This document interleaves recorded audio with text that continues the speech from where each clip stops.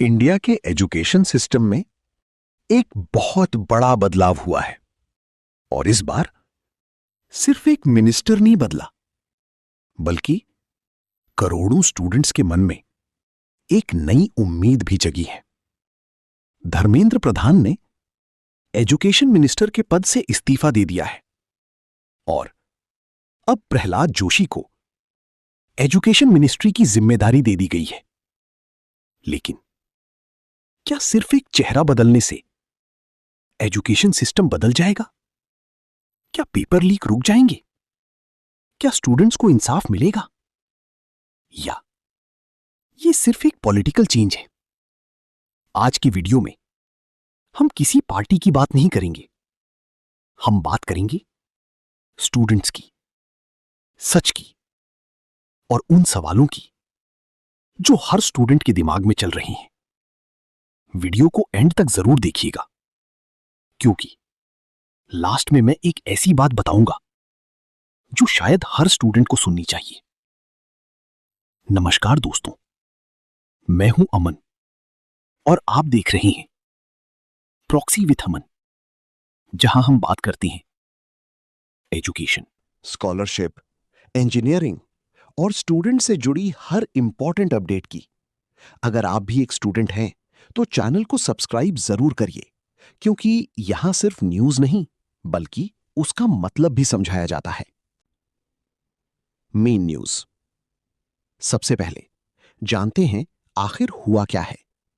Official announcement के मुताबिक राष्ट्रपति ने प्रधानमंत्री की सलाह पर धर्मेंद्र प्रधान का रेजिग्नेशन तुरंत प्रभाव से एक्सेप्ट कर लिया है।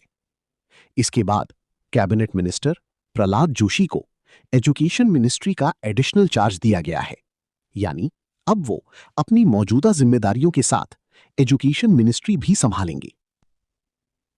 लेकिन ये फैसला अचानक नहीं आया। पिछले कुछ समय से एग्जाम सिस्टम, ट्रांसपेरेंसी और पेपर लीक जैसे मुद्दों को लेकर देश भर में काफी चर्चा चल रही थी। इसी दौरान गवर्नमेंट ने एजुकेशन मिनिस्ट्री में ये बड़ा बदलाव किया। अब सवाल ये नहीं है कि मिनिस्टर कौन बना, सवाल ये है कि क्या इस बदलाव से स्टूडेंट्स की जिंदगी में कुछ बदलेगा। इसी सवाल का जवाब हम इस वीडियो में स्टेप बाय स्टेप समझेंगे। तो चलिए सबसे पहले जानते हैं प्रहलाद जोशी कौन है। प्रहलाद जोशी आखिर हैं कौन और क्यों उन्हें एजुकेशन मिनिस्ट्री की जिम्मेदारी दी गई?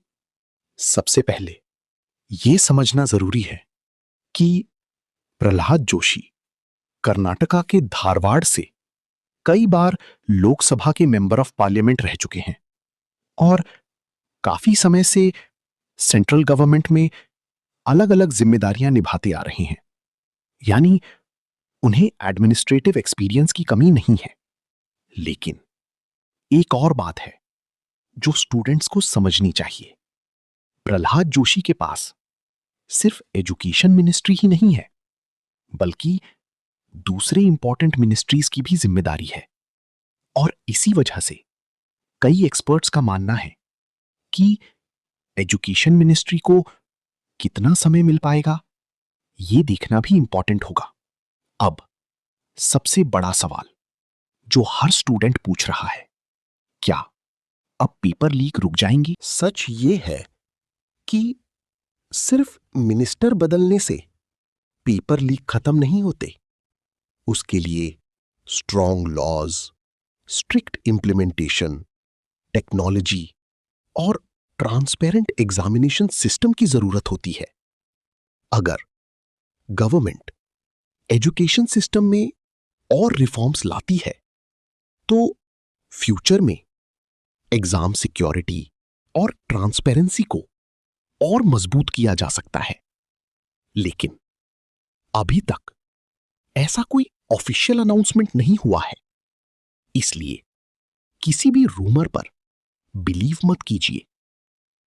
अब इंजीनियरिंग स्टूडेंट्स की बात करते हैं।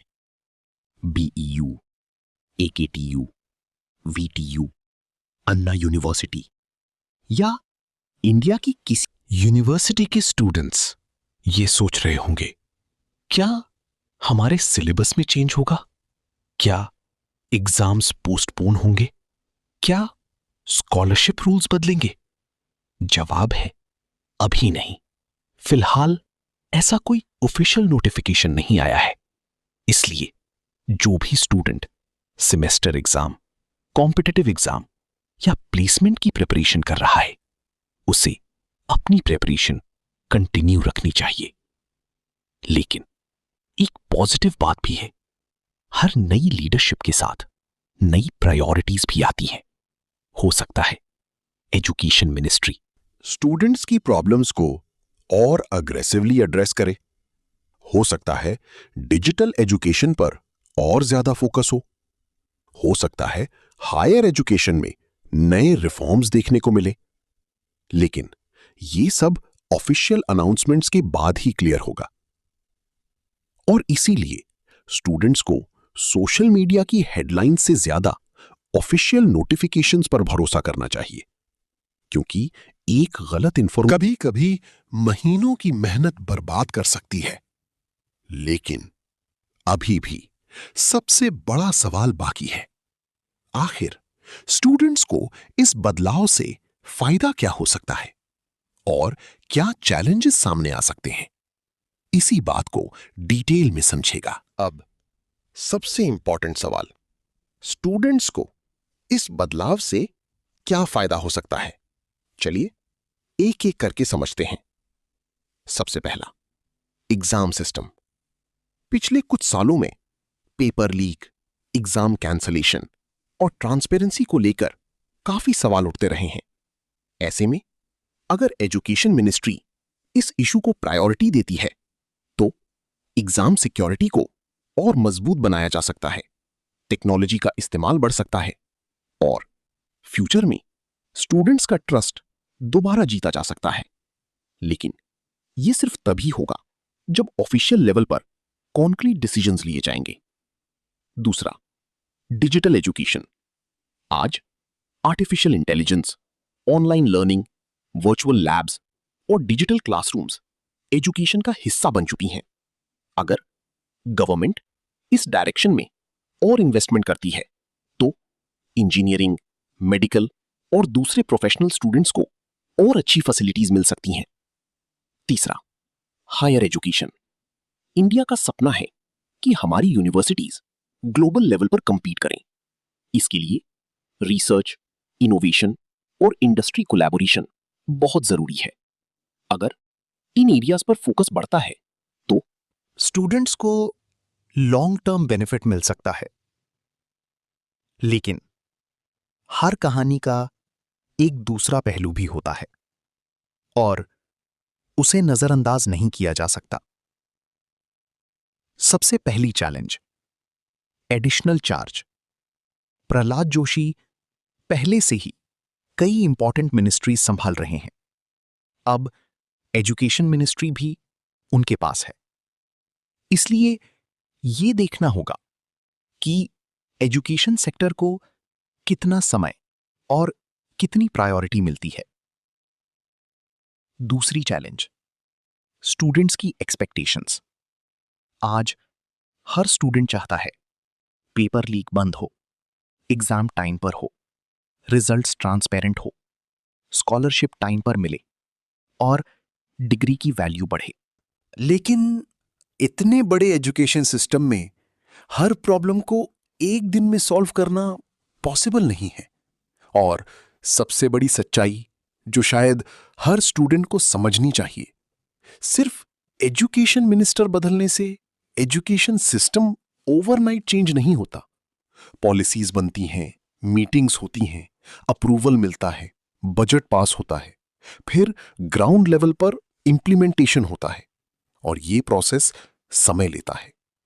इसलिए अगर आज सोशल मीडिया पर कोई भी ये बोले कि कल से सब कुछ बदल जाएगा, तो ऐसी बातों पर तुरंत भरोसा मत कीजिए। ऑफिशियल नोटिफिकेशन का इंतजार कीजिए, क्योंकि सच हमेशा ऑफिशियल डॉक्यूमेंट्स में होता है, ना कि वायरल पोस्ट्स में। लेकिन अब सबसे बड़ा सवाल जो हर स्टूडेंट के दिल में है, क्या ये बदलाव इंडिया के एजुकेशन सिस्टम को एक नई डायरेक्शन दे पाएगा, या ये भी एक और एडमिनिस्ट्रेटिव चेंज बनकर रह जाएगा। इसी अब आखिर में मैं आपसे एक सवाल पूछना चाहता हूं। अगर आपको एक दिन के लिए इंडिया का एजुकेशन मिनिस्टर बना दिया जाए तो सबसे पहला फैसला आप क्या लेंगे? क्या पेपर लीक के खिलाफ और भी सख्त कानून, या इंजीनियरिंग और गवर्नमेंट कॉलेजेस की क्वालिटी इंप्रूव करना, या स्कॉलरशिप सिस्टम को और ट्रांसपेरेंट बनाना, या कंपेटिटिव एग्जाम्स को और फेयर बनाना? सोचिए, क्योंकि एजुकेशन सिर्फ डिग्री का नाम नहीं है। एजुकेशन एक स्टूडेंट का फ्यूचर है, एक परिवार का सपना है और एक देश की ताकत है। आज करोड़ों स्टूडेंट्स हर सुबह एक ही उम्मीद के साथ उठते हैं कि उनकी मेहनत कभी बेकार ना जाए, कि जो एग्जाम वो दे रहे हैं वो फेयर हो, जो रिजल्ट आए वो ईमानदारी से आए, और जो अपॉर्चुनिटी मिले वो सिर्फ टैलेंट के दम पर मिले। यही हर स्टूडेंट की सबसे बड़ी डिमांड है और शायद सबसे बड़ा हक भी। नए एजुकेशन मिनिस्टर के सामने सबसे बड़ी जिम्मेदारी सिर्फ एक मिनिस्ट्री चलाना नहीं है, बल्कि स्टूडेंट्स का टूटा हुआ भरोसा दोबारा जीतना भी है। और ये काम किसी स्पीच से नहीं, बल्कि ग्राउंड पर दिखने वाले रिफॉर्म्स से होगा। फिलहाल स्टूडेंट्स के लिए सबसे जरूरी बात यह है कि अपनी प्रिपरेशन को कभी मत रोकिए। गवर्नमेंट बदलेगी, पॉलिसीज बदलेंगी, रूल्स भी बदलेंगे, लेकिन अगर आपकी मेहनत रुक गई तो सबसे बड़ा नुकसान आपका होगा। इसलिए न्यूज़ देखिए, अपडेट रहिए, लेकिन अपना फोकस कभी मत छोड़िए। और हम प्रॉक्सी विद अमन पर आप तक हर ऑफिशियल अपडेट, हर स्कॉलरशिप, हर इंजीनियरिंग न्यूज़ और हर एजुकेशन रिलेटेड इंफॉर्मेशन सबसे पहले और सबसे आसान भाषा में लाते रहेंगे, ताकि आपको कहीं और जाने की जरूरत ना पड़े। अब मैं जानना चाहता हूं आपकी राय। क्या नए एजुकेशन मिनिस्टर के आने के बाद एजुकेशन सिस्टम में पॉजिटिव चेंजेस देखने को मिलेंगे, या स्टूडेंट्स को अभी और इंतजार करना पड़ेगा? अपनी ओपिनियन कमेंट सेक्शन में जरूर लिखिए। मैं हर कमेंट पढ़ता हूं। अगर आपको यह वीडियो इंफॉर्मेटिव लगी हो तो एक लाइक जरूर करिए, अपने दोस्तों के साथ शेयर करिए और चैनल प्रॉक्सी विद अमन को सब्सक्राइब कर लीजिए। मैं हूं अमन, मिलूंगा एक और नई और ऑफिशियल अपडेट के साथ। तब तक अपना ख्याल रखिए, पढ़ते रहिए, आगे बढ़ते रहिए। जय हिंद, जय भारत।